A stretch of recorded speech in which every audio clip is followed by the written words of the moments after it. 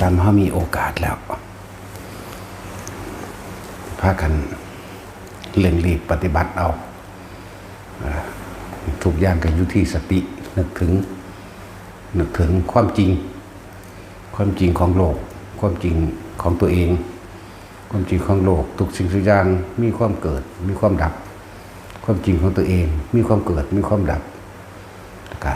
ความจริงของตัวเองผิดถูกก็ขึ้นอยู่กับตัวเองเหตุอันใดใดอันนั้นนี่คือความจริงของเองความจริงของโลก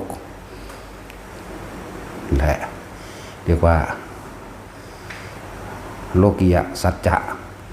สัตว์โลกทั้งหลายเป็นไปตามกรรมที่ตัวเองได้ทำมาจึงเป็นไปแต่เกิดตามที่ตัวเองคิดตามที่ตัวเองกระทำโลกุตระสัจจะลูก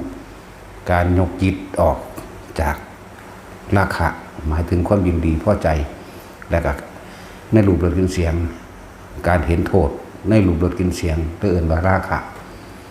เหมือนมีราคะมีความยินดีมีความพอใจมีความโลภมีความหลงอยู่ในรูปร่างลักษณะของบุคคลที่เขาพอใจโทสะก็ตามมาโมหะก็ตามมาเขาต้องเห็นโทษมันเมื่อเขาเห็นโทษมันเขาก็บังคับความคิดเขาตัวบังคับความคิดบ่ให้ไปปรุงแต่งเรื่องนั้นเรื่องนี้กับผู้นั้นกับผู้นี้ไหมบังคับมาใส่บังคับมาล้มสัตว์ทั้งหลายที่เกิดมาทั้งหมดนี่หรือที่จมอยู่ในมหาเวทีสัตว์นรกทั้งหมดเปรตทั้งหมดเดรัจฉานทั้งหมดทุกตนทุกตัวต้องเขานิพพานเหมือนกันทั้งหมดเด็กแต่ว่าขึ้นอยู่กับเวลาช้าหรือเร็วช้าเพราะไม่ได้สนใจเขาช้าเพราะสนใจช้าเพราะปฏิบัตินะส่วนผู้เร็วก็คือสนใจแล้วก็นำตัวเองเข้ามาเอาแนวทางเมื่อใดแนวทางแล้วตัวเองก็ต้องปฏิบัติเอาเองนั่นคือความจริงอย่างไรล่ะตัวเองต้องมาใครมาครวนมาพิจารณาหาความจริงตัวเองเพิ่นว่าแม้การเกิดก็เป็นทุกข์มันทุกข์แบบใดหนอทุกข์เพราะว่าทำมาหากินเมื่อการในการทำมาหากินเขาก็ต้องแย่งชิงเขาก็ต้องอดทนต่างๆสารพัดบางที่อดบ่ได้ก็ลักมั่งปล้นมั่งกี้มั่งขามั่งเนาะสารพัดด้วยเหตุโดยความบ่อดนี่แหละเนินซ่าก็ต้องไปรับโทษรับกรรมแต่ว่าเรื่องนรกรีบๆคือการกระทำผิดแล้วก็ไปติดคุกติดตารางนั่นแหละบางที่ก็ถูกปรับถูกไหมบ่เขาคุกเขาตารางบ่โดนประหารชีวิตก็ดีเห็นบ่ล่ะนรกรีบๆกับคุกนี่ถูกปรับไหมใช้โทษถูกยึดทรัพย์ได้ขายทรัพย์สมบัติที่มีอยู่ที่ไว้เลี้ยงชีพเพื่อไปไถ่โทษตัวเองสิแล้วมันหนีบ่พ้นเห็นบ่นรกสุกๆคือนรกหลังจากตายไปแล้วกระทำกรรมอันใดไว้ชิน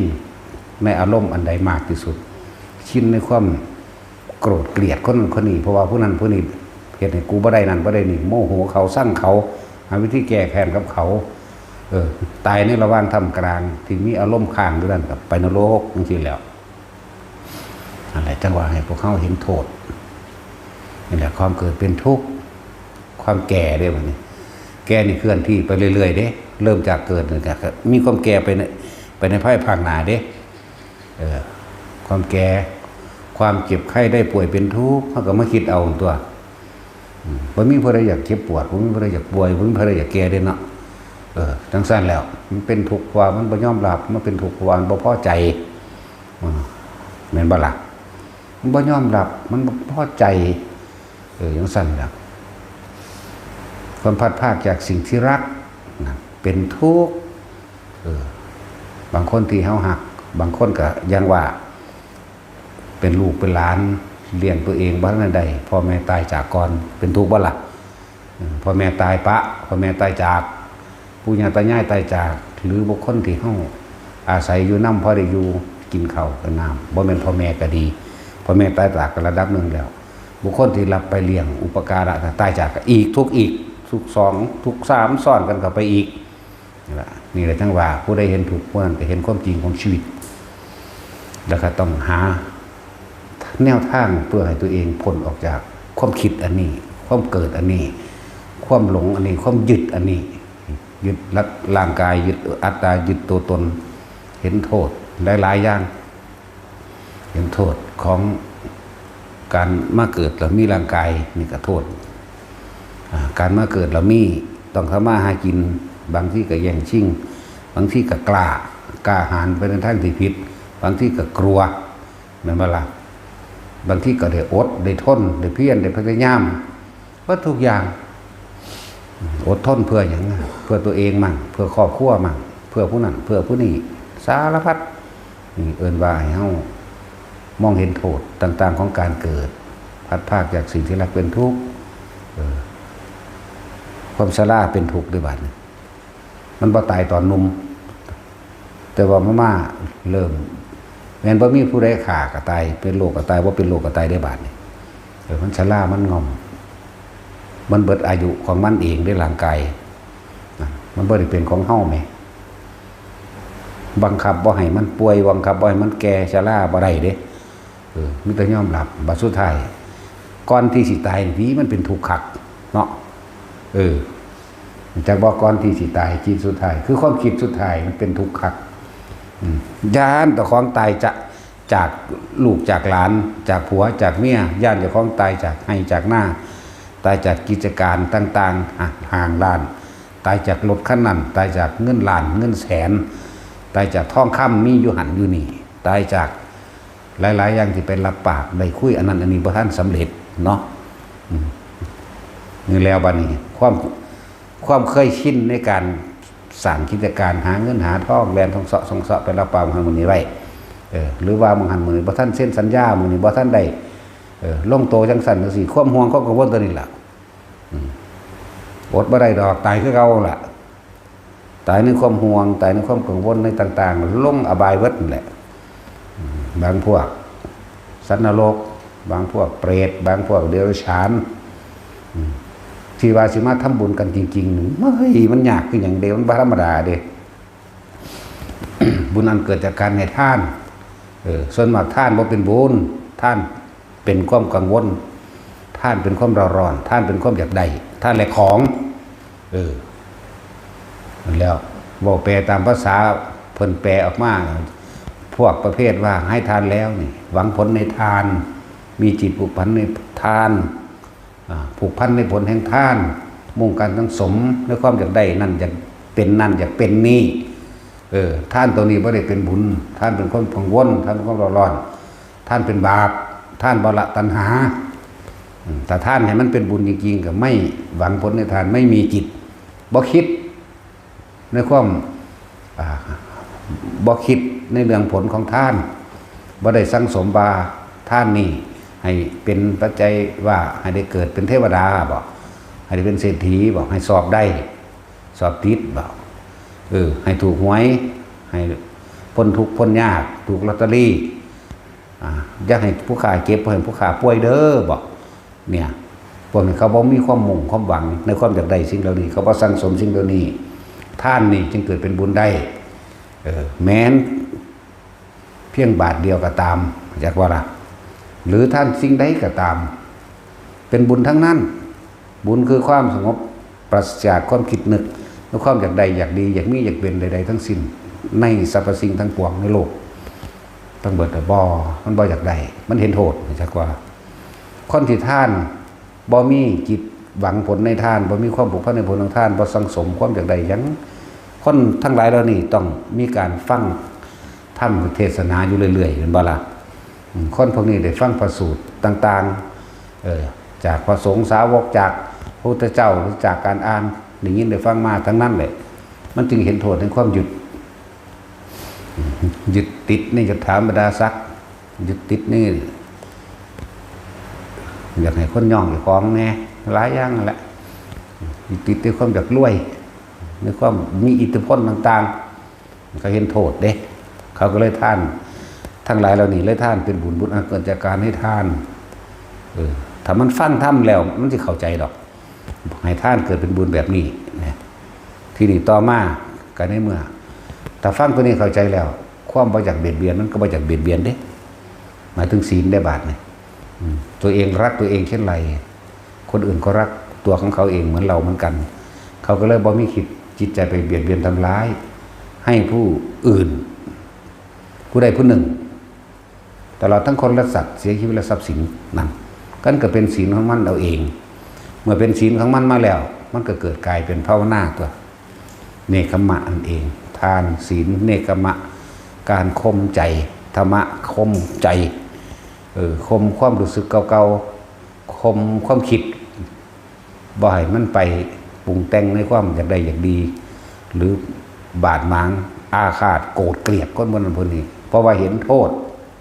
นั่นแล้วคนจังว่าท่านศีลภาวนา แต่คนท่านแบบนี้เป็นแล้วประกอบด้วยการปฏิบัติธรรมไปพร้อมกันอยู่แล้วผ่านแล้วก็จะมีวิธีแนวทางปฏิบัติของไปของมั่นบัดนี้เนาะบางคนก็ใส่อานาปานสติประกอบทั้งบริกรรมพุทโธบางคนก็อาศัยคำบริกรรมต่างๆแล้วแต่ฐานะอันควรแล้วแต่เหตุการณ์ก็ว่าไปนี่แต่ลืมว่า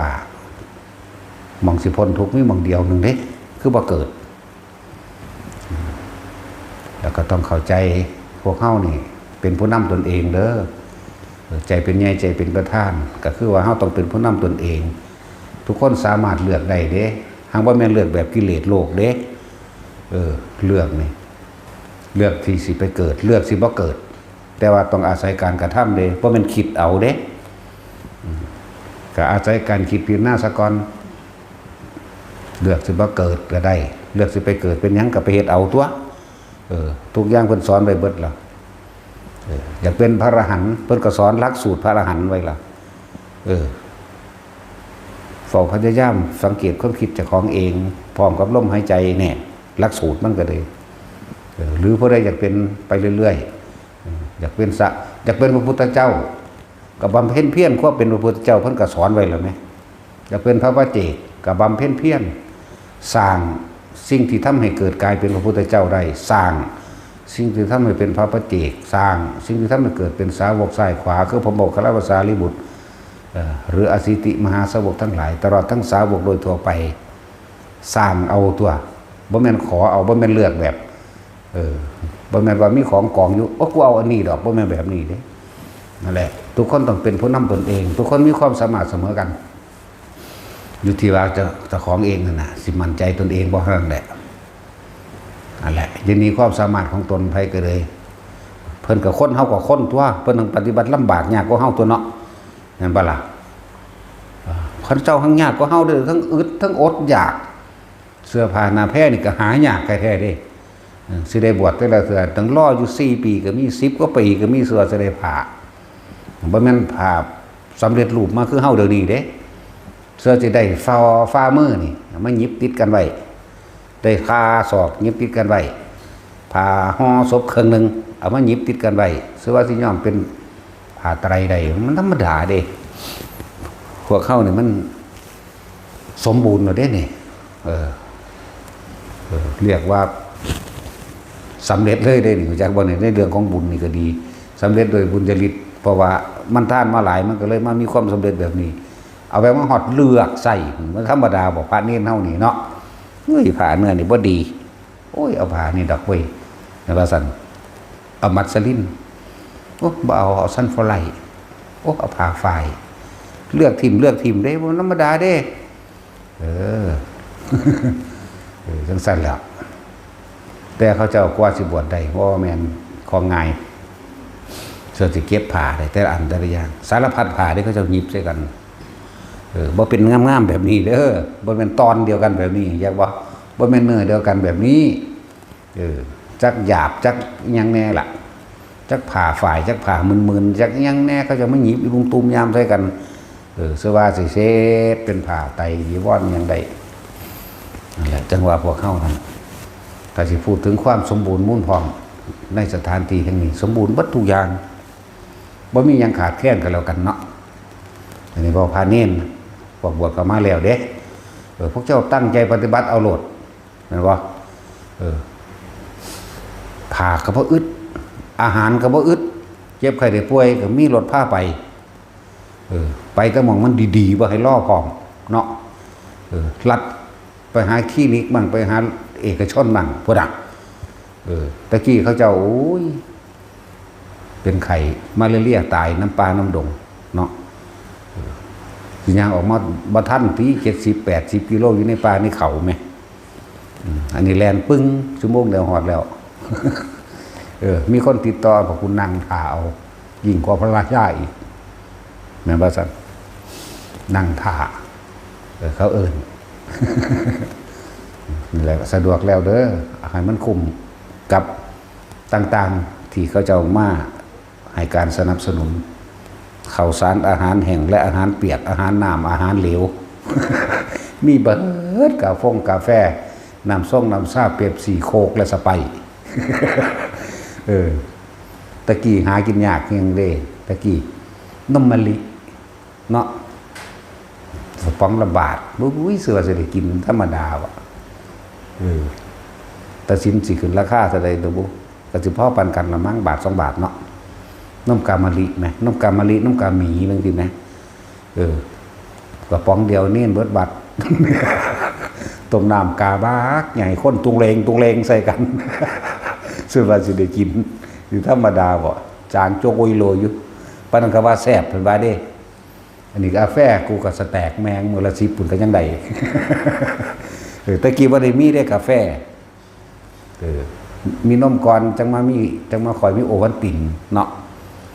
นั่นสั่นแล้วสะดวกแล้วเฮ็ดเอาละกิเลสของภัยของมันเลยผู้บวชเข้ามาแล้วเฮาบ่ได้บังคับให้ทำการทำงานใดๆทั้งสิ้นบวชเข้ามาแล้วจิตในพุทธศาสนาจิตในการบรรพชาของเฮาเอง2 อย่างเท่านั้นคันธาธุระศึกษาเราเรียนคำสอนของพระพุทธเจ้าอ่านหนังสือพระไตรปิฎกอ่านพระวินัยวิปัสสนาธุระทำความรู้แจ้งเห็นจริงตามข้อเป็นจริงในทุกข์ในสมุทัยในนิโรธแล้วก็ในมรรคหนทางอันดับทุกข์2เองเทศให้แจ้งซึ่งพระนิพพาน2 อย่างส่วนการงานอื่นๆโอ้ยปะไปจำนั่นแหละนั่นแหละขอวัดอื่นๆกันนิดๆหน่อยๆนึงดอกอันส่วนร่วมนี่กวาดตาดปัดตาดถูศาลาหรือตั้งอาสนะจังสิเฮาบ่ได้ให้ไปตั้งน้ำสั่นน้ำใส่น้ำอีหยังปานนั้นเด้เอาง่ายๆเลยเด้นี่น้ำขวดเดียวบ่ต้องเอาแก้วมามันยากลุงตุงนั่งปากก็มีเทลงโลดเนาะสั่นตัวบ่ต้องหาแก้วหาหยังมาล่องมาหลับมากระถุงกะโถนเดี๋ยวก็แก้วไล่นั่นแก้วไล่นี่มีฝาปิดเล่นลวดเล่นไล่ราคาหน่อยราคามากโอ้ยเฮาเห็นเบิ่งๆนั่นกระถงกระโถนฝาบาดไผฝาบาดมันสันแล้วได้มันเศษก็เทลงไปได้หั่นก็เอาไปล้างตัวบัดนี้เนาะนั่นแหละมีพวกภิกษุสามเณรบวชเข้ามาแล้วบ่ได้ให้ไปเฮ็ดเวียกหยังดอกมันก็มีเล็กๆน้อยๆบ่พอสิเมื่อยย้อนดอกเขาละผมว่าเห็นว่าตลอดซ้ำนั่นบ่ล่ะนั่นแหละ ทำนิพพานให้แจ้งในปัจจุบันโลดได้โอกาสแล้วเฮาบ่ได้ไปลำบากทั้งใดไฟน้ำอยู่ในตัวเบิดเอาโลดอีหยังก็เลยห้องน้ำก็อยู่ในห้องนอน ทุกอย่างสะดวกสบายเบิดทุกอย่างแล้วคือให้เต็มที่แล้วเพราะว่าอย่างเฮาเคยลำบากมาก่อนเฮาเลยบ่อยากให้ผู้ใดลำบากเราสมัยเป็นเนนไปกับหลวงปู่เฒ่าพาไปทุกข์ไปยากคือหยังนี่เด้จักหลวงปู่ใดแน่ล่ะบ่ฮู้จักชื่อก็บ่ได้จักไผหลวงพ่อเฒ่าหลวงพ่อหนุ่มๆก็มีอยู่หั่งหนุ่ม4-5นี่หนุ่ม50แล้ว หนุ่ม50แล้วตอนเฮาเน้นน้อยเนาะ13 14 15 16 17 18นี่5 ปีกลัวตายล่ะเรียนหนังสือพร้อมบ่ได้เป็นจังซี่เด้ย่างเอาเด้ทางเตือก็เลยมันบ่ทันโหลด นั่นแหละหลายอย่างสวัสดิ์ได้ไปสวดศพแต่ละเถื่อซ่องละ5 บาท10 บาทจังหลายครั้งก็ได้10 บาทเนาะเรียนอยู่ในหันต้องเท่าไหร่บ่200 300เรียนเลย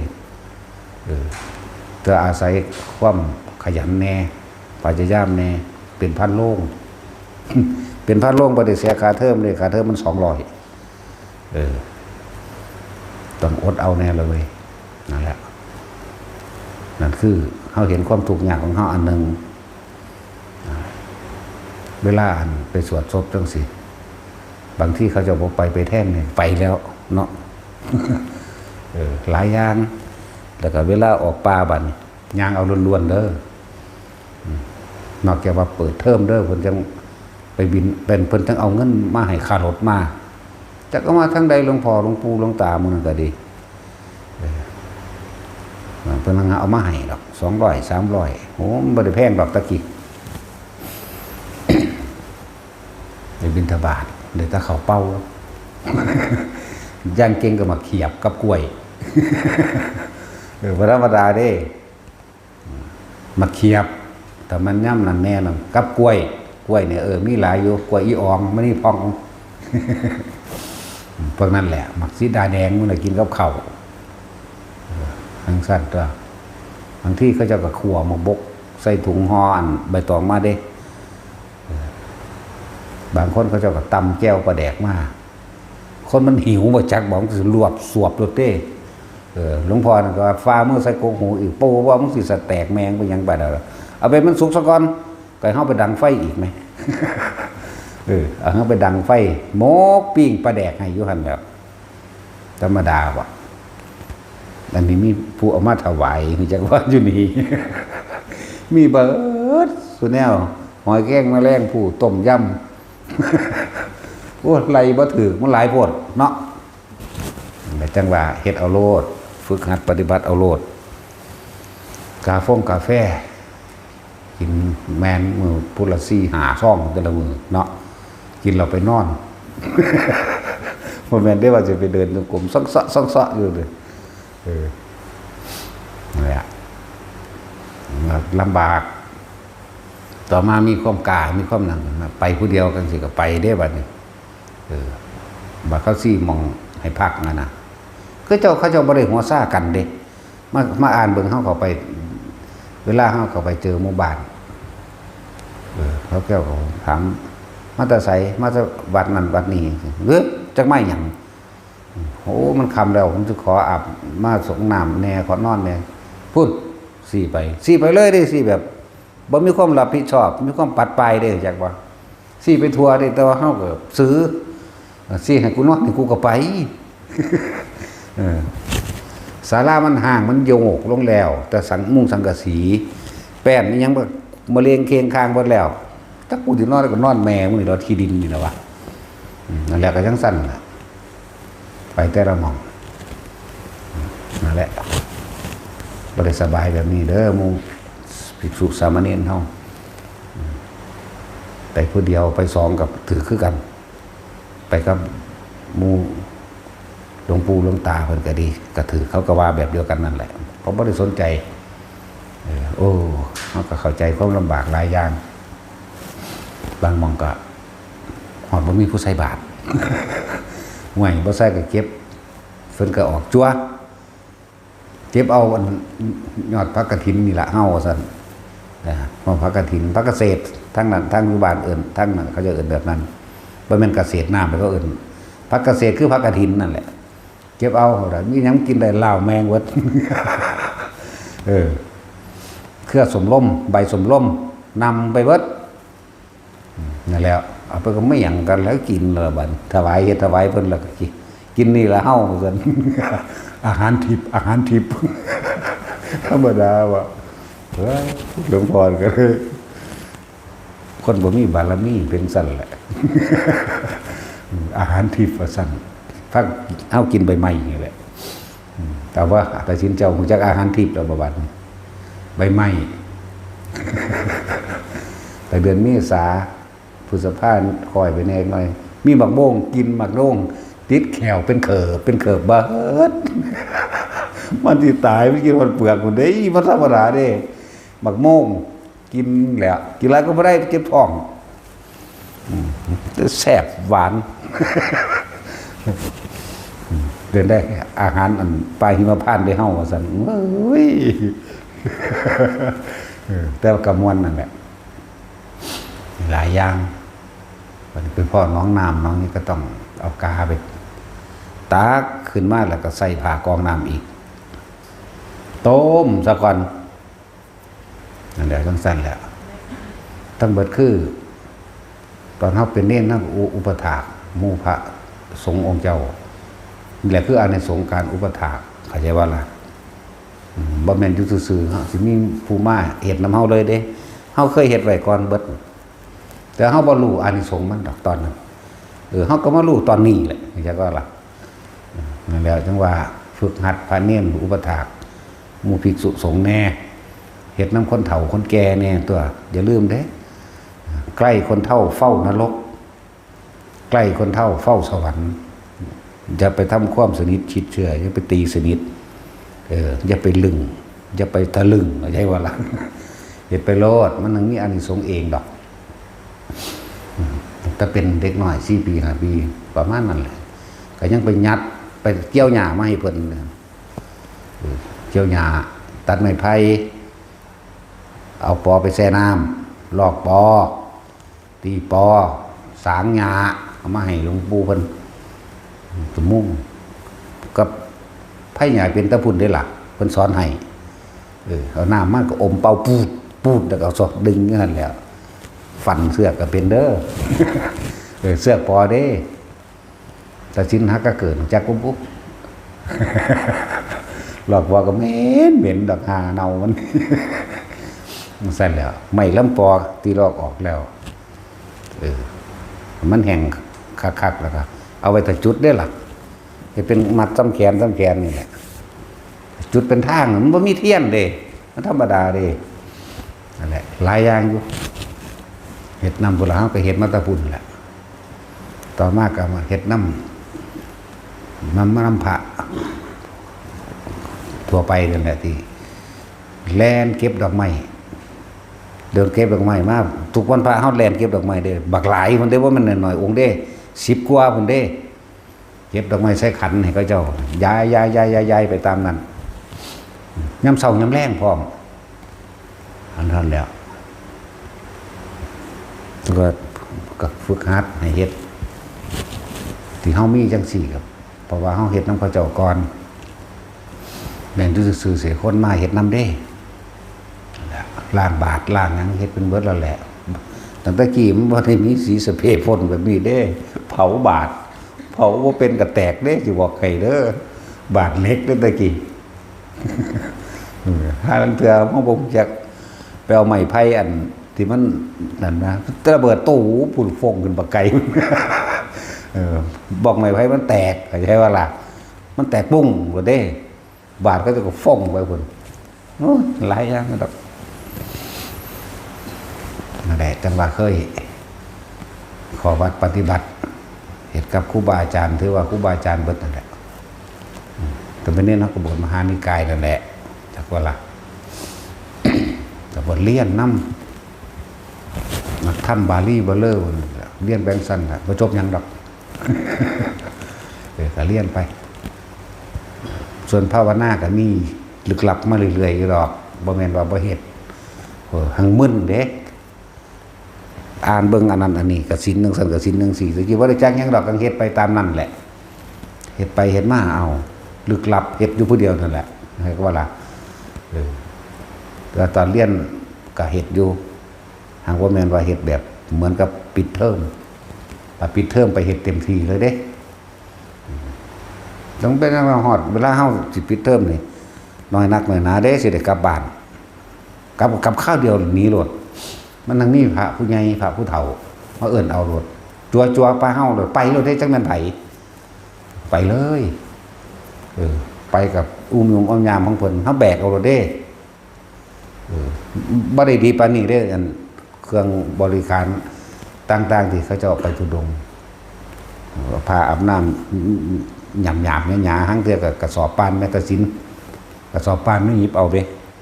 หรือพายทั้งก็พายเวียงข้างนี้เวียงข้างนี้ตูมนุ่มไป ธรรมดาบ่แต่เฮายางบ่ทันก็ด่าเฮาตัวมึงเห็นแมงหยังอยู่สายเด็กน้อยซำนี้แล่นออกหน้าก็ได้ตัวว่าเด้บัดนี้ทั้งตัวก็แกล้งมันเด้เพิ่นเซาเมื่อยเนาะแล่นไปเลย โอ้ยแล่นไปตายแม่งทั้งนั้นเด้บัดนี้เอ้าทางว่าแล่นออกหน้า มันเฮ็ดใส่กูหรอกว่าได้บัดนี้ ก็ฮู้จักอยู่ตัวว่าเฮ็ดใส่ว่ะ มาทำแม่ว่าซั่นโอ้แผลมันเฮาเดี๋ยวว่าเด้ นั่นแหละหลายอย่างที่เฮ็ดมาอุปถากซักผ้าย้อมผ้าโอ้เบิดทุกอย่างนั่นแหละพับผ้าบ่ถือก็ถือได้อีก พับผ้าหลายแบบด้วยหรอกแต่คืออานิสงส์ที่พวกเขาเฮ็ดมาพวกนี้บ่ทันได้นั่นปานใดดอกนั่นแหละแต่ว่าคือมาเอามันสำเร็จโลดก็เลยว่าพวกจะเอายอดมันโลดด้านอาหารเฮาก็ทานมามากแล้วด้านเงินด้านซอยเหลือด้านต่างๆเฮาก็เฮ็ดมาเพื่อไว้เบิดทุกคนแล้วนะพวกเฮานี่มาเอายอดเอาผลมันเลยเหมือนทุกๆคนที่มาจังนี้ล่ะฝึกหัดปฏิบัติเอาก็คือว่าเอายอดมันเลยเด้แต่แค่ว่าส่งอารมณ์มันเป็นกุศลจับจุดอุณารมณ์หรือในลมหายใจนั่นแหละเฮ็ดอยู่แค่นี้จนตายบ่ต้องไปคิดหาอย่างอื่นอีกอยากว่าล่ะเฮ็ดอยู่แค่นี้นั่นล่ะตั้งแต่กี้เฮาก็มักเห็นนั่นเห็นนี่เบิ่งนั่นเบิ่งนี่ก็ปล่อยอยากรู้ซ้ำแหมพยายามให้รู้ให้ได้ซ้ำแหมนั่นแล้วบัดนี้รู้เข้าไปแล้วมันเกิดกลายเป็นหลงเกิดกลายเป็นทางผิดทางบ่ถูกนะเลยน้อมประสบการณ์ต่างๆมาจนว่าหลวงตาพุ่นล่ะลัดขั้นตอนมาจนฮอดปี45ปี45 46 47ไปเรื่อยน่ะหลวงตาจังมาสอนเอาสอนก็สอนบอกเรื่องหนึ่งมันเฮ็ดเรื่องหนึ่งต้องสอนดักเด้เพิ่นเฮ็ดกับเฮาบอกนั่นนี่มันจังสิเฮ็ดแบบนี้เด้ถ้าบอกแบบนี้ตรงๆว่าให้เฮ็ดแบบบ่เฮ็ดเด้มันจะไปเฮ็ดแนวใหม่อย่างนั้นแต่เพิ่นเก่งอีหลีเด้หลวงตาน่ะบ่ทันสิยอมขนาดบ่ผู้ใดมาอ้างครูบาอาจารย์บ่ได้ยอมรับคือจักว่าล่ะยอมรับหลวงตาบ่ยอมหางบ่แม่นว่าบ่เคารพได้เคารพอยู่หังคนละแบบกันมันก็มีผู้แพ้ตัวผู้หนึ่งตัวเฮาคนเนาะผู้ยอมให้นะอันอื่นก็เคารพอยู่บ่แม่นว่ายอมให้นั่นแหละบอกแนวหนึ่งมันเฮ็ดแนวหนึ่งบอกแนวมันสิบ่เฮ็ดนั่นแหละแต่มันเฮ็ดตั้งแต่จุดหมายให้มันเฮ็ดแนวนี้อยากว่าเบิ่ง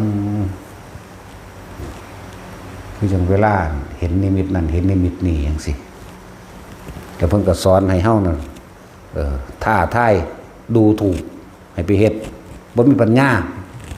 ไปจังซี่เด้ถ้าเฮ็ดบ่ได้จะมาเหยียบวัดกูอีกไปจังซี่เด้ตายเฮ็ดจังได๋พุ่นน่ะได้เบิดซุแนววัดนี่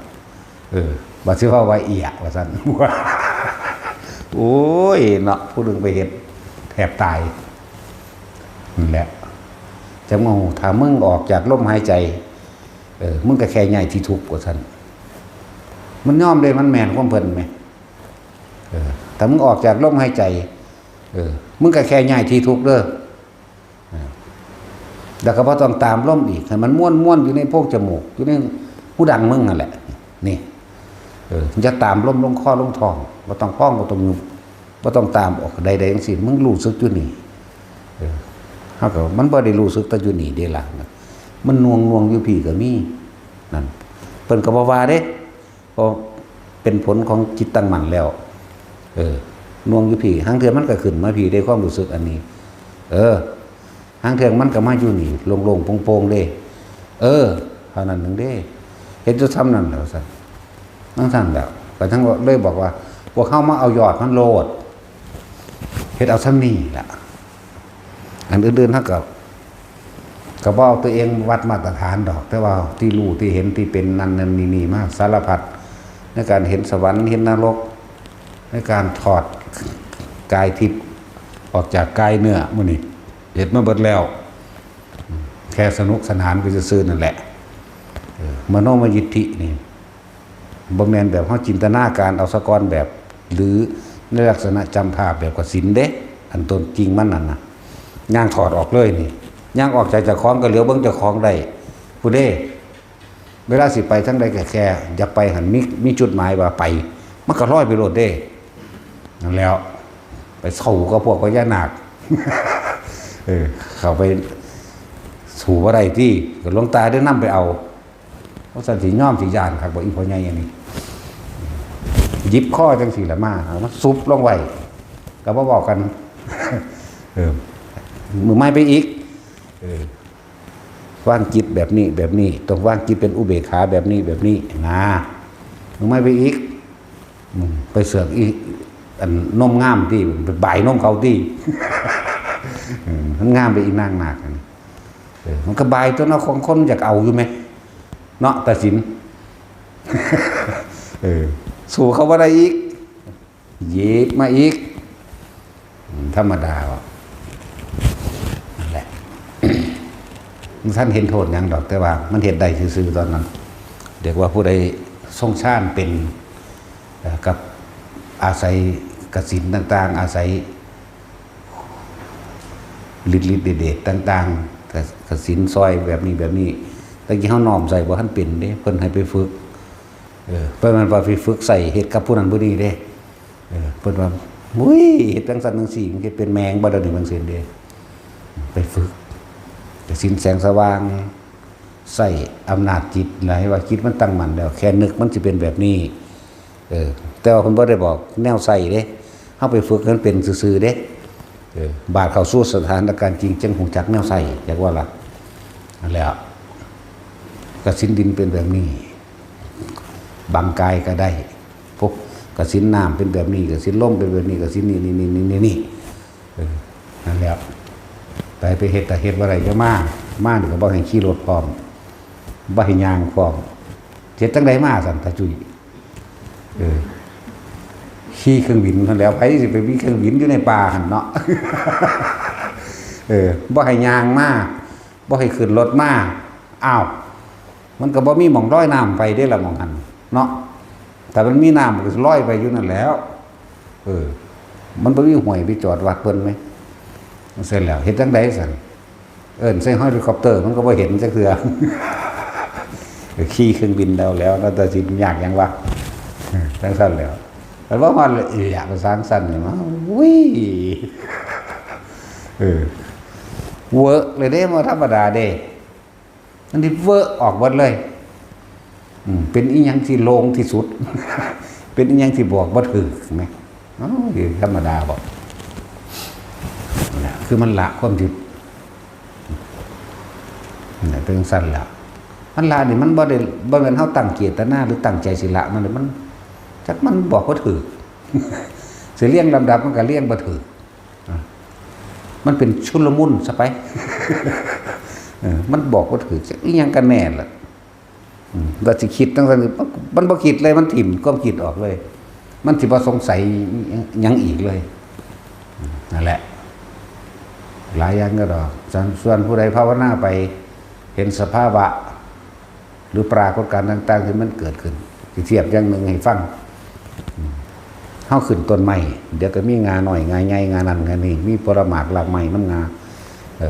จุดยอดของเฮาคือเฮาถึงยอดมันพวกติดขัดจักว่าพวกติดขัดพวกสงสัยนั่นนี่นั่นน่ะเหมือนกับว่าเฮาขึ้นไปในงานึงมีงาแยกไปมันยังนอนนี่แล้วไปข้างอยู่งานั่นแหละเพราะว่าจะไปพิสูจน์จะไปว่าสงสัยว่ามันหยังก็เลยไต่ไปกับลำงานี่เลยข้างค่าอยู่มหันทิมบ่เป็นเด้นี่จักบ่นี่แต่ว่าทิมจุดนี้ได้แล้วไปอีกไปฝึกงานที่2ไปอีก9 1 2 9ขึ้นไปอีกจักหน่อยก็ไปข้างมื้อนี้ก็ยังบอกแล้วแต่ละคนภาวนาเห็นหยังรู้หยังก็สร้างสภาวะปรากฏกันหยังก็สร้างอย่านำเขามาคิดนะยอดของมันคือความสงบนิ่งโดยบ่มีความคิดหยัง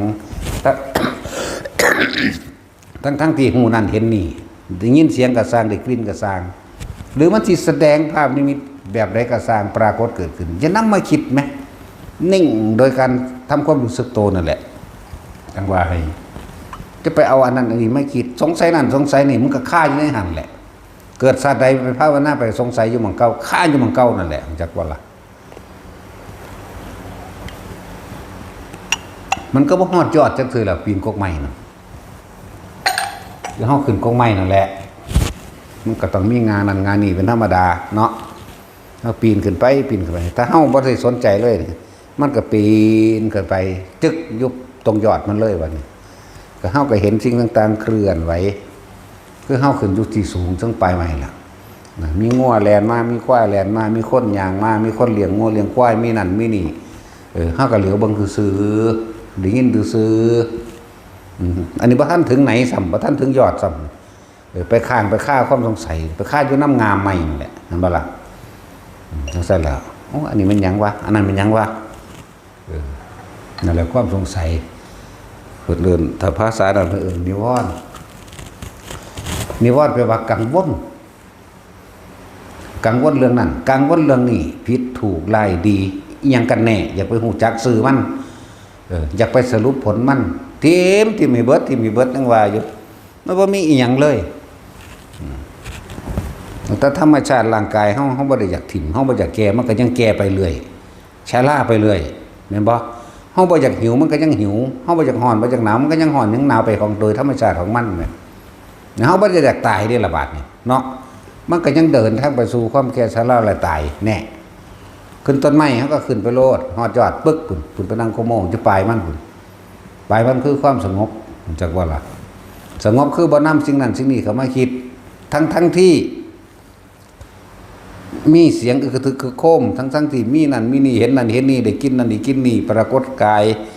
ปรากฏการณ์นั่นน่ะต่างๆที่มันเกิดขึ้นภาพภายในจังซี่เราจะว่ามื่นตาแน่ทำสมาธิน่ะบ่แม่นหลับตาดอกบัดหลับก็หลับเฮ็ดเอาบัดนอนก็ได้บัดมื่นก็มื่นไปนั่นแหละสลับกันไปสลับกันมาตัวเดี๋ยวไปนำสิ่งที่สงสัยเอามาคิดไหมมันเข้าใจง่ายๆนึงเด้อันคำว่าปีนต้นไม้นี่ขึ้นไปนั่งทาอยู่ยอดโลดแต่ว่าต้องไปสนใจสิ่งรอบข้างที่มันเกิดขึ้นเห็นบ่เฮากำลังปีนไปบางที่มีเหลือบบินมาจับแข้งจับขางแงงเฮานี่บ่ต้องไปสนใจปีนขึ้นไปโลดเดี๋ยวมันก็บินบ่ถึงเองหรือมีงาใหม่งานั่นงานี่เป็นคือว่ามีกิ่งกามีบางหรือมีกระแตกระลอกข้างอยู่น้ำงาใหม่นั่นก็สิไปจับมันเห็นหยังก็สิไปอยากฮู้มันว่าหยังมันเป็นหยังเป็นมาจังใดแบบใดปีนขึ้นไปจนว่าฮอดยอดมันทำความสงบนิ่งอยู่จังซั่นแหละเดี๋ยวก็มันสิเห็นทุกสิ่งทุกอย่างเคลื่อนไหวเองดอกอันนี้มันบ่สงบนิ่งมันเคลื่อนไหวไปตามสิ่งที่เห็นเข้าใจบ่นี่ปีนไปน้ำเห็นนั่นไปนี่เลยฆ่าเลยกอดกกไม้อยู่หั่นก็เลยพูดไปสงสัยดอกเอ้ามันหยังว่าคือเป็นแนวนั้นน่ะพูดลืมยอดลืมกระดึบขึ้นไปเรื่อยเห็นบ่ล่ะมันเลยลังเรื่องนิวรณ์กามฉันทะหรือกามนิวรณ์นั่นแหละมีความสงสัยใครอยากรู้ในรูปในร่างในรูปในรสในกินในเสียงมันหยังกันแน่วะเห็นบ่ล่ะนั่นแล้วสงสัยวิคิคิจฉาบัดนี้บางที่ก็บ่รู้บ่ได้คำตอบหรืออะไรหนึ่งเกิดความเสื่องซึมตัวอุทจักกุกุจักแต่ว่าภาษาบาลีนั่นน่ะแล้วกูสิบ่มีวาสนากูคือบ่สงบท้อแท้ตัวบัดนี้อุทจักกุกุจักจักบ่ล่ะเมื่อนั้นก็เกิดปฏิฆะตัวบ่พอใจอันนั้นบ่พอใจอันนี้ตัวบัดนี้บ่ล่ะแล้วปฏิฆะบ่พอใจนั่นแหละจังว่าจะไปสนใจเพราะฉะนั้นว่าเกาะลมไว้ยึดลมไว้เกิดยังขึ้นกะสร้างบ่เข้าใจว่าเขาว่าเกิดยังขึ้นกะสร้างมันจะเป็นอีหยังก็ตามอยู่กับลมหายใจนึงอยู่กับความรู้สึกในกายนึงก็จะว่านี่บางคนมันตัวนี้บ่ขึ้นนั่นบ่ขึ้นอยู่กับลมเลยลมเย็นอยู่ในโพรงจมูกบางคนถามว่ามันมาอยู่อุณหภูมิแล้วก็อยู่นี่บางคนมันนวงบนหัวก็อยู่บนหัวบางคนมันมีความรู้สึกอยู่ในกายเย็นอิ่มอยู่ในกายก็อยู่ในระหว่างท่ามกลางอกจะอยู่จังสี่มันเกิดบางหัวรู้อยู่หัวรู้สึกตัวนี่ละมันเป็นหยังจิตหนึ่งจุดหนึ่งบางคนก็อยู่กลางหน้าผากบางคนก็มันก็เป็นนิ่มเย็นลึกๆเข้าไปตรงกลางระหว่างสมองก็แล้วแต่มันสิแต่ว่าจะออกจากกายถ้าเฮาใช้ความคิดออกจากกายเมื่อไหร่ เท่ากับเราย้ายที่ทุกย้ายภพที่เกิดใหม่ทันทีเข้าไปสงสัยอันใหม่ที่มันปรากฏการขึ้นมาจากบ่อุ้ยมันหลายคืออย่างเดียวมาธรรมดาเลยอันซ้ำอันเห็นป๊อปแป๊บๆขอรอแค่แลเล็กๆหน่อยก็ยังถิ่มยังปล่อยบ่ได้ไหมนั่นแล้วมาไปเฮ็ดมาอยู่ผู้เดียวนี่สารพัดเลยว่าธรรมดาเลยถ้าจะเก็บทุกเรื่องเล่าถ้าจะเก็บทุกสีทุกเสียงทุกกลิ่นทุกภาพทุกเรื่องเล่ามาใส่ใจนี่เป็นบ้าเลยแล้วนั่นแหละจังหวะหยุดลมไว้หยุดอุณาโลมไว้ลมกับอุณาโลมไว้แต่อุณาโลมขึ้นหรือความนิ่มนวลบนหัวขึ้นก็อยู่กับมันคือหลวงพ่อเยือนเพิ่นสอนกรรมฐานนั่นเย็นเพิ่นเอาความเย็นเป็นความรู้สึกโตรู้สึกตัวนั้นจุดหนึ่งจุดใดจุดท้องน้อยเจ้านั่นแหละมันเย็นอยู่นี่เจ้าจำความรู้สึกเย็นเด้อไม่น้ำมันไปในท้องร่างกายมันห่อนอยู่แล้วมันบอกมันไปสร้างความเย็นจำความเย็นอยู่หันกับเฮาเย็นอยู่นี่กันเดียวกันได้บัดแต่ว่ามันต้องอาศัยน้ำดีเนาะนั่นแหละจุดหมายเดียวกันแม้ที่ว่าคนเราวิธีจำความรู้สึกเดียวกันนั่นแหละตอนนี้เขาเอาง่ายๆของเขาจังบ่ได้ใส่อาศัยอุปกรณ์จังบ่เปลืองน้ำมันสั่นละเอาพวกนี้โลดนึกว่าอุณาโลมนี่เป็นเบื้องต้นหรือที่อยู่จนตายเลยก็แล้วแต่ใช่ป่ะล่ะอยู่แค่นี้แหละแม้นทุกสิ่งทุกอย่างเคลื่อนไหวไปมาแต่เราก็อยู่ในความรู้สึกในกายของเรานี่เองกายเวทนาจิตธรรมเวทนาจิตกายแต่ว่าเฮาอยู่ในจุดหนึ่งจิตหนึ่งคือรู้สึกตัวที่เป็นหนึ่งแค่นั้นเองอะไรเฮ็ดไปเถอะหน้าก็ได้บอกว่าทุกคนน่ะเอายอดมันเลยกว่าเฮาสิลายนิมิตต่างๆกว่าเฮาสิถิ่มต่างๆที่ไปสนใจออกทางนอกไปสนใจเบิ่งนั่นเบิ่งนี่มันบ่ธรรมดาเด้เฮาบ่ได้แม่นคนฉลาดนี่หยังเด้ฝึกตัวเองผูกตัวเองใส่กกไม้ไว้ผูกใส่หมันผูกทั้งหน้าผูกทั้งหลังเอามื้อนี้มึงเหงาง่วงบ่ล่ะกูต้องมีสติให้รู้อยู่กับลมหายใจกับอุณาโลมเป็นที่คุยกัน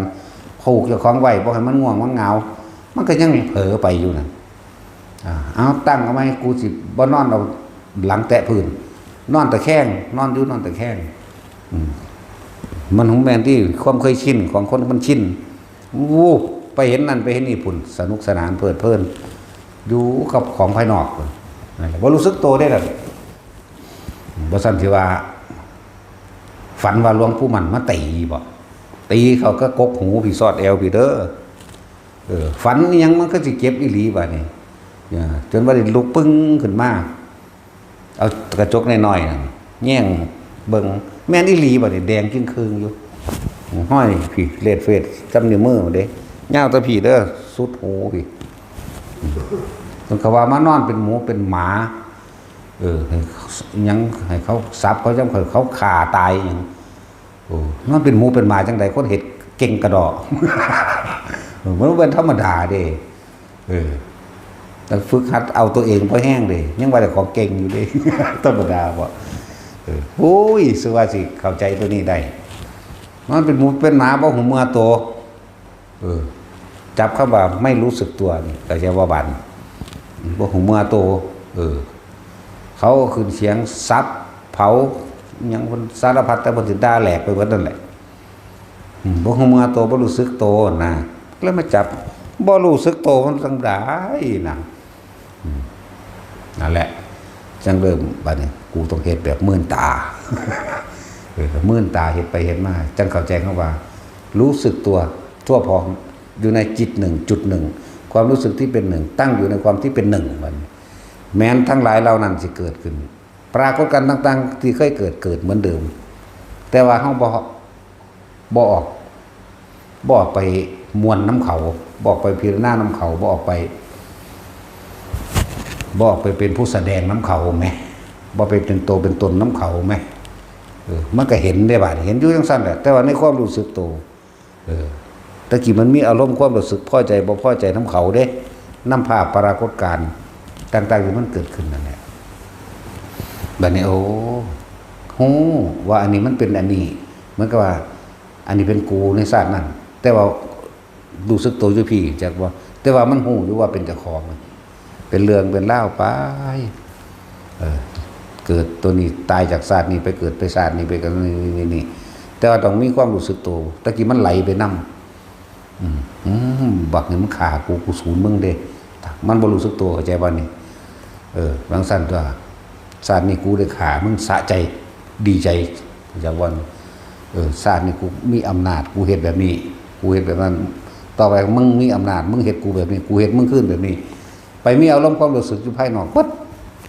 เข้าใจบ่ล่ะบัดนี้มันมาอยู่รู้สึกอยู่นี่แล้วมันก็เบิ่งซื่อๆเหมือนเบิ่งหนังจบเป็นเรื่องๆไปนะแต่ว่าเร็วเด้ในมือหนึ่งในชั่วโมงหนึ่งหลายคักเป็นภพศาสตร์แต่ว่ามันก็แปลกมันเป็นอย่างคือมันคืออย่างตั้งแต่เกิดจนตายเกิดจนตายเกิดจนตายทุกอันมันก็เร็วนะก็บอกว่าถือแบบแต่ของไผของมันอันนี้แต่ว่ามันรู้ได้นะทั้งสั้นแหละแต่วันนี้มันรู้สึกตัวประกอบการเด้มันบ่ไหลไปตามอารมณ์มันบ่ไปเกิดนำอารมณ์เฮาบ่เกิดนำเพราะว่าเฮาบ่คิดตามสิ่งนั้นเฮาฮู้เกิดดับพบนั่นพบนี่ศาสตร์นั้นศาสตร์นี้เกิดดับแล้วก็เรื่องเล่าต่างๆที่เกี่ยวข้องกับเฮาคนผู้นั้นคนผู้นี้ฮู้จักเบิดล่ะบัดนี้แต่ว่าบ่ไหลไปตามบ่ไหลคือบ่คิดนำบ่ไปกักไว้บ่ไปค้างไว้เปรียบคือว่าเฮาขึ้นต้นไม้นี่เฮาก็ปี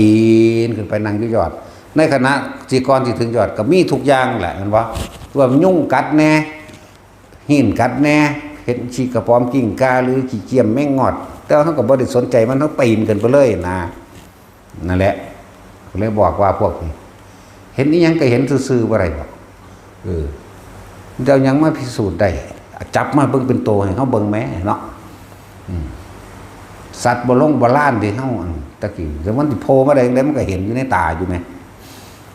มันเป็นคือไดโนเสาร์บินได้นะปากยาวๆปากเป็นปากศพนกจังซี่เฮ้ยสิวางได้เลยคืออีเกียมีศพนั่นล่ะ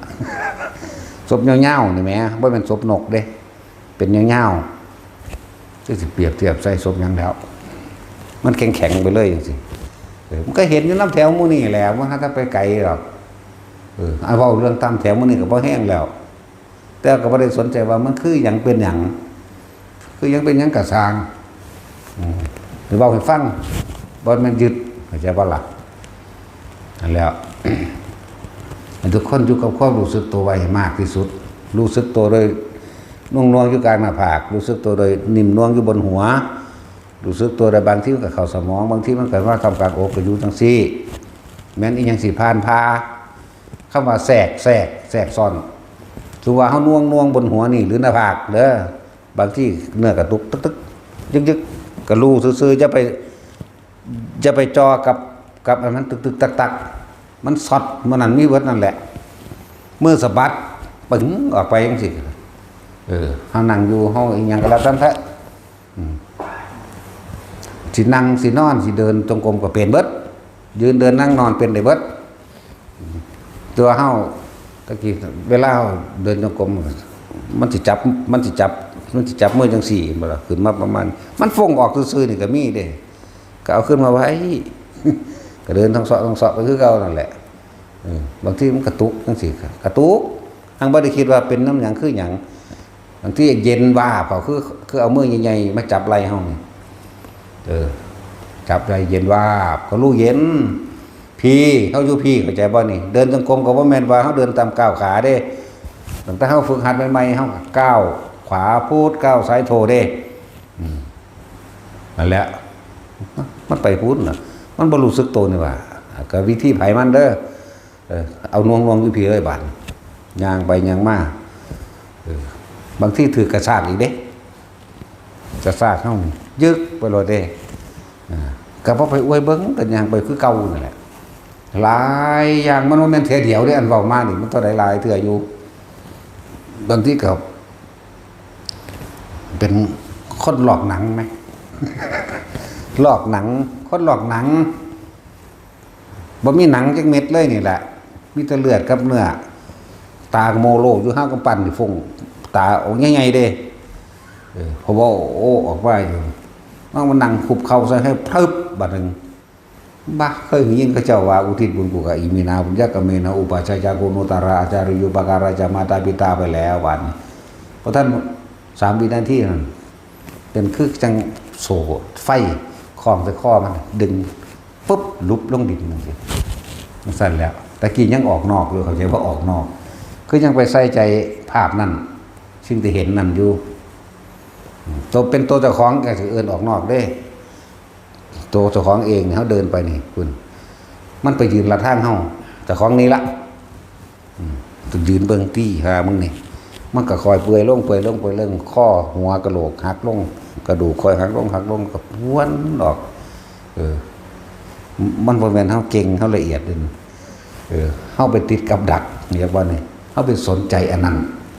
ไปสนใจภาพนั้นเรียกว่าล่ะความจริงคือเฮารู้สึกตัวอยู่นี่เกิดจังคือกระสานกูพามันไปเลยเรียกว่านั่นแหละอันนี้เว้าแนวทางให้ที่ผ่านมาให้เว้าที่ผ่านมาให้ฟังเพื่อผู้ใดจะเจอเหตุการณ์แบบนั้นก็บ่แม่นว่าสิคือกันเด้หัวยี่กระแตกกระแหนงเอาต่อยอดเอาเองนั่นเลยเว้ยก็จะไปคือกันกับเฮาได้จังได๋มันบ่ล่ะถ้าจะคือก็ไปแม่ไปอยู่ผู้เดียวจัก5 ปีเด้อ5 ปีคนนิสัยแล้วจังออกกว่านี้จักว่าล่ะมันแล้วอยู่ผู้เดียวเลย5 ปีบ่สนไผนี่พ่อแน่เจอแน่นอนโอ้ยเวลามันวังเวงความเงียบความวังเวงภายในหัวใจมันบ่ธรรมดามันวังเวงโอ้ยจักสิวางได้แล้วมันวังเวงเงียบจนบ่มีเสียงหยังมันธรรมดาว่าทั้งอยู่ทำกลางต้นไม้ภูเขานั่นแหละมันเป็นวังเวงโวกเวกโวเวจักว่าล่ะมันธรรมดาเนี่ยวันนี้นั่นแหละความรู้สึกต่างๆอันนี้เว้าให้ทุกคนไปต่อยอดเอาเองเด้ออันพวกรับฝันอย่ามาเว้าเด้ฝันว่าจังสั่นฝันว่าจังซี่คืออะไรเนี่ยโอ้ยอย่ามาเว้าเอามื่นตามึงกึ่งเห็นอยู่นี่โนดนะเนาะมื่นตามึงกึ่งเห็นกันอยู่นี่เด้เขาจะติดตอบให้อันฝันจังสั้นหมายความว่าอย่างไรสั่นโอ้ยไปหาพวกทำนายฝันมันบอกได้ตอบให้ได้ภาษาของไร้สาระแบบนั้นมันนอนหลับมันกินหลายมันก็ฝันมันทั่วอยากยังจังเขาบ่คอยฝันไหมนี่แต่เอาอีหลีเป็นอีหลีโลดว่าฝันนั่นแหละพวกที่มาถามฝันจะมาไล่สาระเด้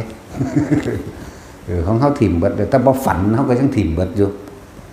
จะไปใส่ใจหยังกับสิ่งทั้งหลายไปเกาะไปติดไปข้ามไปฆ่าอย่างอยู่กับจุดนั้นเปรียบเทียบก็ขึ้นต้นไม้นั่นแหละไปฆ่าอยู่งามนั่นงามนี่บ่ตัดสินกับฆ่าอยู่งามขาแล้วเนาะตัดสินทั้งเทียบไปฆ่าอยู่อันตอตะปูดสั่นแล้วเปรียบเทียบก็ต้องขึ้นกกไม้นี่กกไม้แบบนี้มันก็มีตอตะปูดแบบนั้นไปฆ่าอย่างอยู่กับตอตะปูดบางทีขึ้นไปหอดงามนั่นไปนั่งอยู่งามนั่นงามหยังเลี้ยวเบื้องนั่นเลี้ยวเบื้องนี่คือไปนั่งมาคิดเนาะมันเป็นหยังกูจะแก้จังไดจักบ่ล่ะไปยังว่าบ่ให้แก้สี่สุดของธรรมมันบ่มีเหตุบ่มีผลเด้มันเป็นของที่นอกเหตุนะผลจะนำเขาเหตุเข้ามาเพื่อจะไปหาผลไหมหยุดเหตุคือบ่คิดเด้เมื่อบ่คิดแล้วผลมันจะเอาหยังมาเกิดผลคืออารมณ์นะบ่คิดก็บ่มีอารมณ์บ่ไปติดบ่ไปข้างบ่ไปฆ่าตัวนั่นละสงบนิ่งแล้วก็เฝ้าดูสิ่งทั้งหลายทั้งปวงที่มันผ่านมาแล้วมันก็ผ่านไปเกิดดับผ่านมาผ่านไปเมื่อได้เห็นว่านิมิตต่างๆหรือเรื่องเล่าต่างๆที่มันเกิดมันแสอยู่สั่นนี่ล่ะมันบ่ล่ะแต่พวกเราไปแสมันเองคือนอนตื่นขึ้นมายังไปเอาความฝันมาคิดถึงหลึงอยู่เนาะเอาความฝันวางสั่นฝันวางสิขนาดจำก็บ่ได้ปานใดเด้นั่นจังสั่นจังซี่อยู่หั่นคือว่าถิ่มมันเห็นบ่ล่ะแต่นำมันมาเฮ็ดหยังแล้วเฮาจึงฝึกให้ทุกคนเข้าว่ารู้สึกตัวทั่วพร้อมให้มันรู้สึกอยู่ตลอดเวลาแม้กระทั่งนอนหลับนั่นแหละฝึกไปซะก่อนเฮ็ดไปเถอะนอนหลับมันรู้จังได๋มันต้องสิฮู้ดอกถ้าผู้ฝึก แต่ผู้บ่ฝึกมันบ่รู้ได้ภาษาคิดเอาเนาะคิดเอามันก็คือเอาความฝันมาคิดมื้อนี่แหละเนาะเกิดยังขึ้นก็สร้างอย่านำมาคิดแหมมันบ่เข้าใจคำว่าปัจจุบันบ่เดี๋ยวนี้ปัจจุบันคือลมหายใจนี่เรื่องราวต่างๆเฮาก็อยู่ในปัจจุบันที่เฮาทำงานนี่แต่ลึกเข้ามาในปัจจุบันเข้าไปอีกคือความรู้สึกตัวนี้ทำงานก็รู้ทำงานความคิดก็อยู่ในวงแคบๆของการทำงานนี่เข้าใจบ่ล่ะความคิดก็อยู่ในวงแคบๆของตาเห็นหูได้ยินนี่ในการคิดเรื่องนั้นเรื่องนี้ในการทำงานแต่ว่าที่ลึกเข้ามาอีกคือความรู้สึกตัวอยู่พี่เข้าใจบ่ล่ะความรู้สึกตัวอยู่นี่ก็นี่เอิ้นว่าปัจจุบันเป็นผู้มีสติรู้สึกตัวในปัจจุบันทั้งที่ทำงานอยู่พวกล้างถ้วยล้างจานอยู่จังซี่พี่ความรู้สึกอยู่พี่อันตัวสังขารขันธ์ของมันก็หูจักเองดอกว่าสะอาดหรือบ่สะอาดเวทนาขันธ์สัญญาขันธ์สังขารขันธ์และวิญญาณขันธ์มันหูจักอยู่ดอกร้อนเย็นได้หนาวนั่นแต่ตัวจิตเฮาบ่ให้มันออกไปปรุงนำตัวความรู้สึกตัวพี่เอาไว้พี่หน้าผากนี่หัวนี่หน้าหูจักโคตรเย็นสัญญามันก็บอกหูจักบ่ล่ะเพิ่นเอิ้นเวทนาขันธ์สัญญาขันธ์สังขารขันธ์วิญญาณขันธ์มันหูอยู่แล้วแต่จะบ่ต้องเข้ามาในตัวพี่มันมีแต่ขันธ์เอาความรู้สึกตัวพี่มาเป็นตัวเป็นตัวสังเกตมาเป็นตัวสติ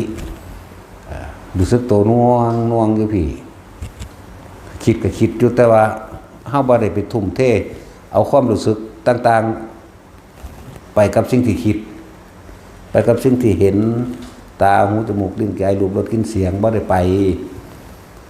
ความรู้สึกตัวแล้วมีอยู่แล้วเอาตัวนี้เป็นตัวรับประกันตัวเองว่ารู้สึกตัวรู้สึกตัวทั่วพร้อมมันมีอยู่เอาจุดรู้จุดเดียวจุดรู้สึกตัวหน้าผากมั่งบางทีมันก็ขึ้นมาหัวก็รู้อยู่ในนี่บางทีมันซึมลงกลางสมองก็รู้อยู่ในนี่บางทีมันวาบขึ้นระหว่างทางปากอกก็รู้อยู่นี่รู้สึกตัวอยู่นี่ให้ก็ดีนี่เอิ้นว่าปัจจุบันมั่งเอิ้นว่าสติมั่งเอิ้นว่ารู้สึกตัวมั่งอันนั้นบ่ได้รู้สึกตัวได้จะไปหาคำตอบคำถามมันจะทางใดแล้วก็ไปเกิดกับสิ่งที่ตัวเองถามหาที่บ่ได้คำตอบเพราะมันสงสัยเห็นบ่ล่ะทิ่มหิบดแต่ร่างกายเฮาแท้ๆนี่ก็ต้องทิ่มอยู่แล้วภาษาหยังกับเหลือบเนาะเอิ้นว่าเหลือบก็ได้เอิ้นว่าเห็บหมาก็ได้เนาะเหลือบเห็บหมาหรือฝุ่นที่มันเกาะแข้งเกาะขาคือว่าต้องไปสนใจมั่นตัวอะไรจังว่าพวกอันจังสิเจ้าบอกว่าพวกเจ้าเอายอดมันพอแห้งมาดิยอดมันลมหายใจกับอุณาโลมนี่หรืออุณาโลมหรือนี่บาดสุดบาดทั้งฝึกชินคักๆเราบาดสิตายจริงๆแล้วมันขังแรงมหาลมเองดอกอีหยังก็ดี จึงบอกทุกคนว่าเกิดยังขึ้นกระซ้างให้คิดถึงลมหายใจให้กลับมาลมหายใจไหมพวกเจ้าเกิดมีชีวิตอยู่ได้พวกเจ้าขึ้นกับลมหายใจตัวเนาะพวกเจ้าสิตายพวกเจ้าก็เบิดลมหายใจได้จังตายมองดีนึงเด้ก่อนหมู่เลยจังว่าเกิดก็มาอาศัยลมหายใจนี่เด้ตายก็เบิดลมหายใจนี่นึงเด้แม่นบ่ซั่นอะไรจังว่าทุกคนอยู่กับลมหายใจโดดมันจังบ่คิดถึงสิ่งอื่นอีกลมมันเป็นความว่างลมบ่มีรูปร่างตัวตนบ่แม่นสัตว์บ่แม่นบุคคลจิตไม่มีที่ตั้งหมายถึงว่าบ่คิดถึงบุคคลสัตว์สิ่งของเพราะว่าเฮาฝึกจนตัวเองจนชินแล้วชินอยู่กับความรู้สึกตัวแล้วเฮาบ่ไปคิดนึกปรุงแต่งกับคนนั้นผู้นี้ความสิตายมันก็แล่นกับมาลมมันก็แล่นขึ้นนี่เองดอกแหละมันก็นิ่งไปเลยเองดอกจิตบ่มีที่ตั้งดังต่ำกับอนาคามีเหมือนเดิมล่ะแปลว่าผู้ไม่กลับมาเกิดจังโลกนี้อีกเป็นผู้บ่มีความปรารถนาในกรรมอีกนะแต่จะสิวางได้แหละเฮ็ดไม่ได้สักคน เกิดนั้นขึ้นกระสร้างกลับมาล้มพวกเจ้าจะคิดอยากบอกพุทธเจ้าเฮาตรัสรู้ก็อาศัยลมหายใจเป็นเครื่องตั้งอยู่เป็นเครื่องอยู่ก็บ่แม่นว่าถ้าลมได้สิบอกให้สิไปจดรายละเอียดทั้งเบิดมันก็บ่แม่นมาตรฐานของไผของมันก็บ่ว่าได้เลยลมหายใจอีกมีปีติที่เกิดขึ้นต่างๆนานาเองบ่ได้ แล้วเฮาใส่เทคนิคเฮาสังเกตเบิ่งพระพุทธรูปคือมีอุณาโลมตำกลางระหว่างคิ้วเนาะเฮาเลยความรู้สึกไว้ตำกลางระหว่างคิ้วนั่นแหละเลยเอิ้นอุณาโลมนั่นแหละก็เลยเอาไว้นี่เป็นเบื้องต้นนั่นแหละของเพิ่นก็เริ่มต้นตั้งแต่อันพญามารพุ่นเด้อล่ะเห็นบ่ล่ะพญามารทั้งหลายพญาเท่าพญาถ้าสิเว้าเรื่องปริศนาธรรมปรนิมมิสวัตติมารพวกนี้เกิดขึ้นจากการเนรมิตเขาจะว่านี่เนรมิตของผู้อื่นใดเว้าตามศัพท์ภาษาและการแปลบาลีต่างๆความสุขก็เกิดขึ้นจากมีผู้อื่นเนรมิตให้ได้เตยจงไปเอาสิ่งนั้นมาให้เราอาหารนั้นอิ่มทิพย์เขาจะว่าล่ะหรือเสพกามแบบนั้นแบบนี้หรือสิ่งนี้มีเป็นผู้อื่นก็อาศัยผู้อื่นนั่นแหละจังสิฮู้ไปยังดอกนั่นจังสิเนาะนิมมารตีนี่นิมิตเอาเองกับอันนั้นก็เหมือนกับนิมิตเอาเองสูงขึ้นไปอีกแล้วลักมาเธอต้องนำสิ่งนั้นมาให้เราจริงเขาก็นิรมิตให้จริงเรียกว่าปรนิมิตวาสวัตติบัดนี้เฮาเว้าเป็นปริศนาธรรมเด้อเหมือนกับนิมิตต่างๆที่มันฝังอยู่ในจิตของเพิ่นเองมันปรุงขึ้นเป็นพญามารมาเพราะทุกคนอันดับแรกย่านตายพญามารปรนิมิตวาสติขี้สร้างมาถือหอกดาบแล้วแล้วฝืนไฟพญามารและเสนามารทั้งหลายประมาณบ่ได้มาถกมาเถียงกันเข้ามาถกเถียงกันนี่เพิ่นสิเถียงกับเพิ่นเองนี่เว้าเป็นบ่ได้เว้าตามภาพวาดแต่ว่าแสดงความเห็นส่วนตัวต่างหากมึงสิมานั่งบำเพ็ญเพียรอีหยังอยู่นี่ลูกเมียมึงอยู่บ้านพุ่นเด้นี่เถียงกับของเอาเองไงจะว่านี่เลื่อนว่าปรนิมตัวเองเนรมิตขึ้นมาเองได้นั่นเนรมิตตัวนี้นะไปอยู่ในบ้านในเมืองของเจ้าของเองบ่ได้อึดคนมาเอาใจอยู่สุขสบายดีแล้วผู้ใดก็เฮ็ดหยังให้ได้นี่ปรนิมแล้วนี่นิมมาแล้วปรนิมเสื่อมกันแล้วนั่นแหละมึงสิมาหยังอยู่นี่เรียกว่าถกเถียงกันในตัวเองจิตเถียงกันมีคนสองคนอะไรอ่ะต่อมากับมันไปอยู่หันสุขสบายเพียงใดก็สั่งมึงก็ต้องตายบ่ล่ะเลื่อนว่าปรนิมมิตวาติมารเลยว่าเขามาขามึงก็ตายบ่ขามึงก็ตายอยากว่านี่อันนี้เป็นปริศนาธรรมเด้อแบบว่ามันเป็นนิมิตขึ้นมาเองคือความคิดของตนเองก็เกิดเนรมิตขึ้นมาเข้าใจบ่ล่ะเนรมิตเป็นม่านก็เลยคนเฮามันย่างตายก็เลยต้องถกเถียงกับความตายพอจิตเพิ่นตั้งมั่นดีแล้วเนี่ยก็เลยถกเถียงกับความตายแต่มีคนมาฆ่ามึงสินางอยู่ให้เขาฆ่าบ่เอ้าฆ่าก็ตายบ่ฆ่าก็ตายตัวจากบ่ล่ะเพิ่นก็ตัดอัตตาตัวตนตัวนั้นออกไปได้เลยเกิดเป็นภาพพญามารยิ่งหอกดาบแล้วธนูมาความตายนี่ผ่านแล้วบ่ย่านแล้วอยากว่าล่ะนั่นแล้ว เมื่อผ่านความตายต่อมาก็เกิดการระลึกชาติได้นั่นเครื่องเกาะเกี่ยวได้เข้าใจบ่ล่ะปุเพนิวาสานุสติญาณระลึกชาติแต่หนหลังได้เข้าใจบ่ล่ะบาดนี่มันกับเฮาระลึกไปเห็นพวกนั้นพวกนี้ก็ไปติดแล้วก็นำหากันได้บ่ล่ะ